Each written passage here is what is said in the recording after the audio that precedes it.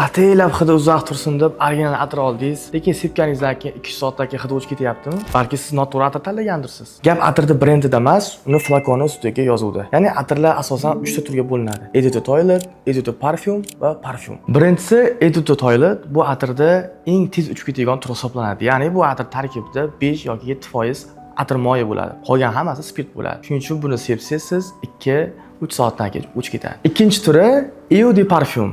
Bu eng keng tarqalgan va eng ommabop turi aynan shu hisoblanadi. Ya'ni buni tarkibida 15-20% gacha atirda moyi bo'ladi. Agar siz shu turdagi atirdan sepsiz, yanada kuchliroq, quyuqroq va uzoqroq turadi. Uchinchi turi Parfum. Ba'zan elixir yoki extrait deb ataladi. Buni tarkibida 30% dan yuqoriroq moy bo'ladi. Shuning uchun bu turdagi atirlar boshqa atirlarga nisbatan qimmatroq bo'ladi. Buni bitta-ikkita sepsangiz, o'sha ikkinchi kuni kiyimingizda ham hidi turadi.